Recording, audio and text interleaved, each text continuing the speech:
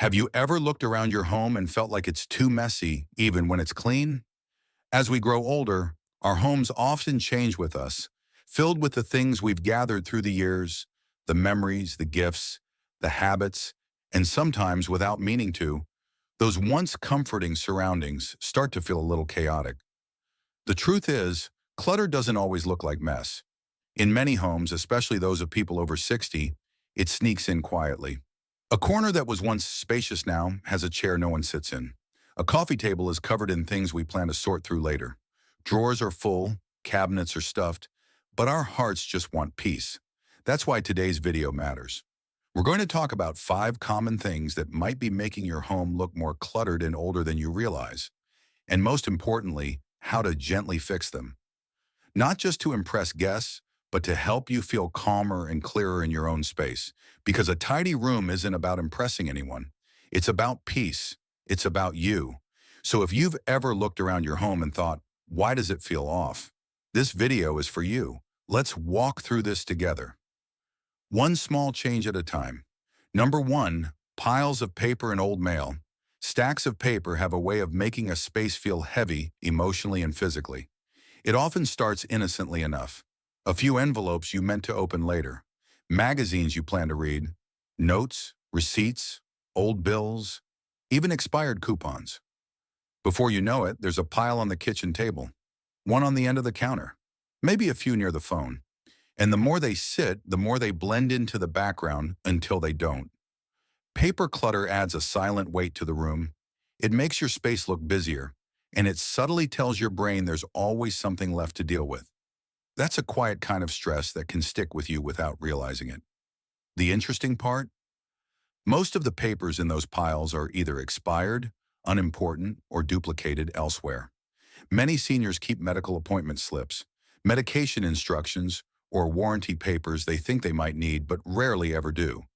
There's also something deeper going on here.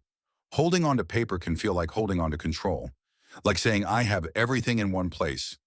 But when the piles grow, it starts feeling like the papers are controlling you instead. I knew a man named Carl, 78, who had 6 folders on his dining room table, all marked important. When I asked him what was in them, he said, I'm not sure anymore. That's what happens when clutter disguises itself as preparation. The fix doesn't have to be big. Start with one pile, set a timer for 10 minutes, toss what's clearly junk, then decide which papers truly need to be kept, and store them in one designated spot. Everything else, let it go. You're not throwing away memories. You're making room for peace. Number 2, too many knickknacks and figurines.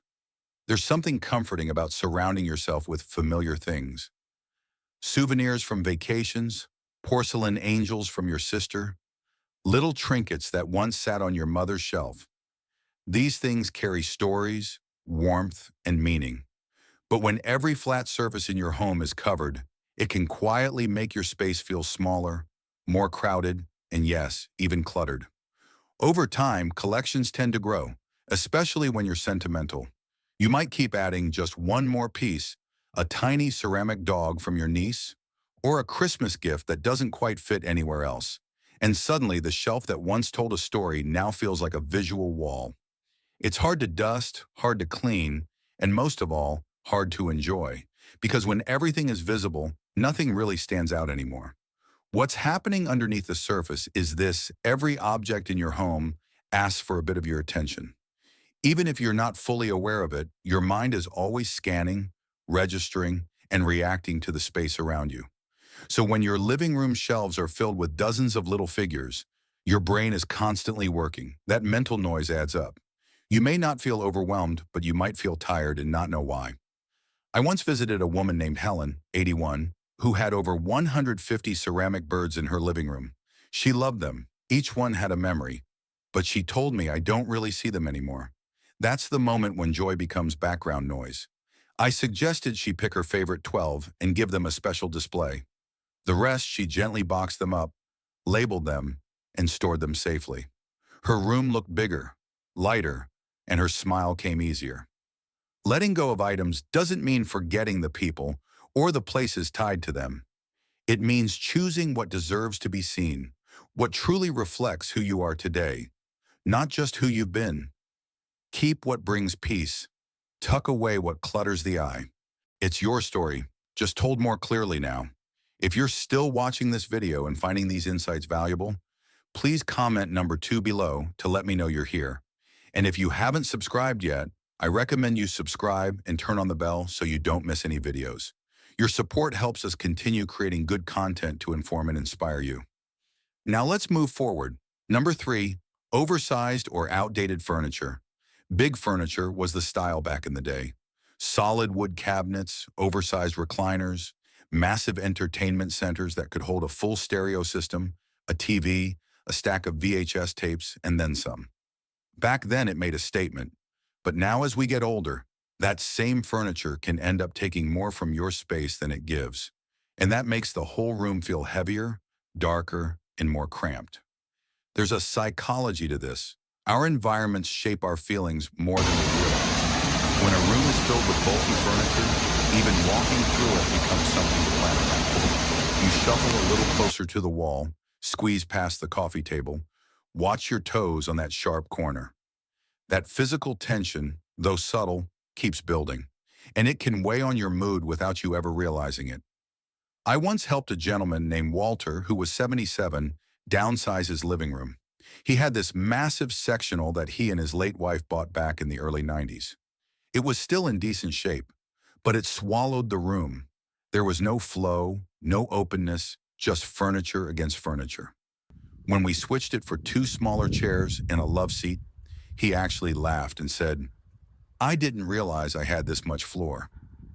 What's important is that your space fits your lifestyle today.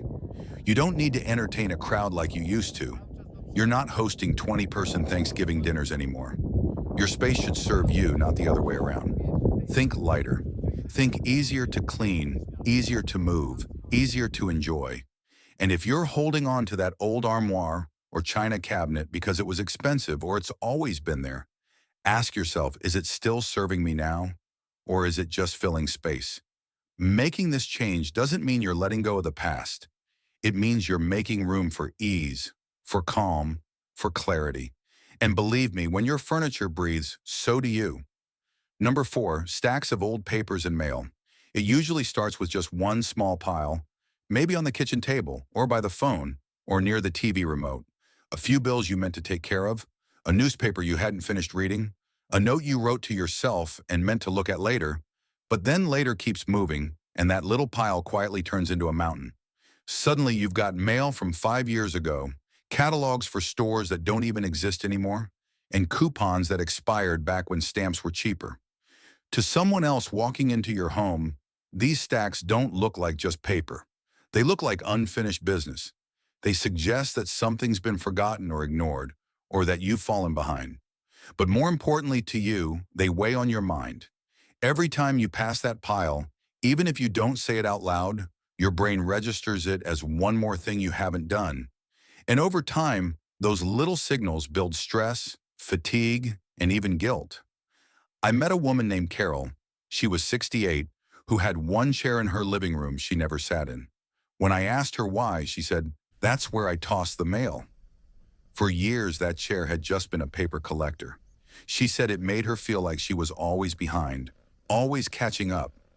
Once we sorted it all out, shredded the junk, and set up a small tray by the door just for current mail, she actually started using that chair again.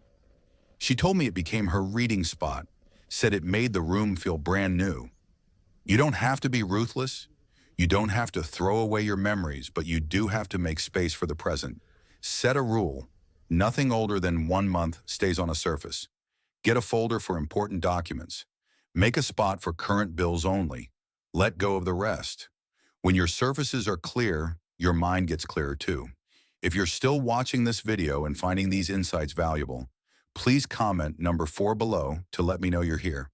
And if you haven't subscribed yet, I recommend you subscribe and turn on the bell so you don't miss any videos. Your support helps us continue creating good content to inform and inspire you. Now let's move forward.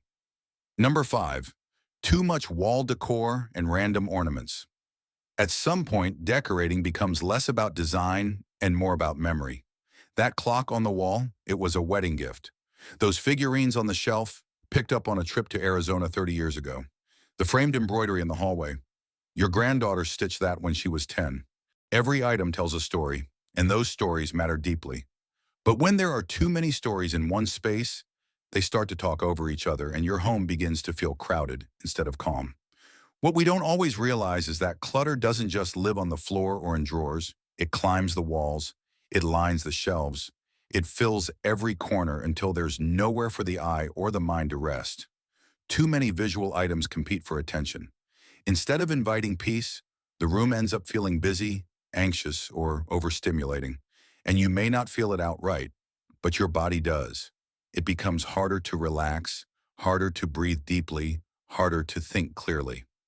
I remember visiting an 81-year-old man named Frank. He had every inch of his wall space covered.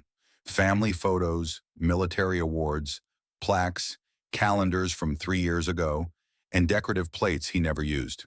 He told me he hadn't noticed how heavy the room felt until his niece came over and quietly asked, "Uncle Frank, how come your house looks so full, but still feels kind of empty?" That question stayed with him. Over the next few weeks, he took time to choose just a few special pieces to display. He boxed the rest and gave some away. When I saw him again, he said, "Now my walls feel like they're breathing again." The key isn't to erase your history, it's to honor it by giving it space. Choose a few items that bring you real joy or deep meaning. Rotate them if you want, but give your eyes and your guests' eyes room to rest and appreciate what's truly there. The beauty of a home isn't how much it holds, but how peacefully it holds what matters. Now let's bring it all together in the final thoughts. Final thoughts. Sometimes we hold on to things not because we need them, but because they've been with us through so much. A coffee table that's seen decades of family gatherings. A cabinet full of glassware you no longer use but can't bring yourself to part with. A stack of magazines you meant to read last year. And piece by piece, these objects build up, not just in your living room, but in your mind. But let me tell you something from the heart. Your home deserves to feel like a place of peace, not pressure. You've earned the right to wake up in a space that lifts you up instead of weighing you down. Decluttering isn't about throwing away your past. It's about choosing what parts of it you want to honor now.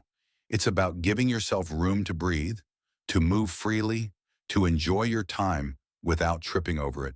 And here's the beautiful part. This process is never about perfection. It's about progress. If you noticed even one thing today that made you pause and think, that's already a step forward. Maybe it's the pile of unopened mail. Maybe it's the old recliner that's lost its comfort. Or maybe it's simply realizing you deserve to live in a space that feels like calm, not chaos. So take one small action today. Clear one surface. Remove one item that no longer serves you. And notice how even that small shift can create a ripple of relief. You're not just cleaning your home. You're reclaiming your energy, your clarity, your space to be present. Thank you for joining us today. We'd love to hear from you. Leave a comment below and share one thing you learned today and how you plan to use it in your life. Your thoughts are important to us, so don't hesitate to share them. Reading your comments gives us great motivation and encouragement. If you enjoyed this video and found it helpful, please like, subscribe, and share.